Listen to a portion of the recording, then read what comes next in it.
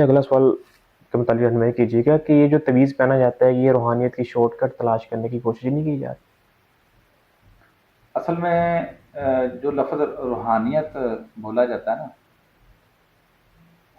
اصل میں وہ اخلاقیات ہے، ایمانیات اور اخلاقیات، یہی اصل روحانیت ہے۔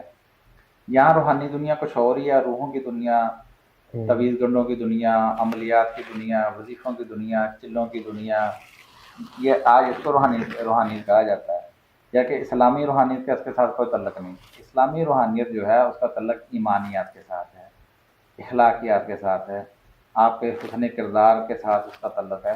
اس کو آپ روحانیت کہہ سکتے ہیں، جس کے اندر آپ کے اندر روحانی پالیدگی پیدا ہوتی ہے، جس کے ذریعے سے آپ کے وہ دل کے امراض ہیں، وہ شرک، کفر، نفاق، حسد، بغض، ٹھیک ہے نا، نفرت، کینہ، جو وہ نکلتی ہیں، وہ باہر نکلتی ہیں، اس کی جگہ پہ اچھی اخلاقیات آتی ہیں۔ یہ اصل روحانیت ہے، جس کے ذریعے بندہ اللہ کے قریب ہوتا ہے، دین کے قریب ہوتا ہے، جنت کے قریب ہوتا ہے، وہ ہے روحانیت۔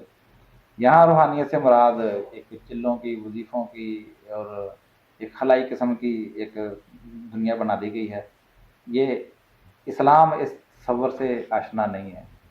اسلام جس روحانیت سے آشنا ہے، جس کے لیے روحانیت، حالانکہ یہ قرآن حدیث کی یہ اصطلاح نہیں ہے روحانیت، یہ بعد میں یعنی کہ وجود میں آئی ہے، لیکن صوفیہ جو ہے وہ روحانیت سے مراد یہی چلے، وظیفے، مراقبے اور کشف وغیرہ، وہ اس دنیا کے اندر لے جاتے ہیں روحانیت کو، جبکہ وہ ساری چیزیں اسلام کے منافی ہیں۔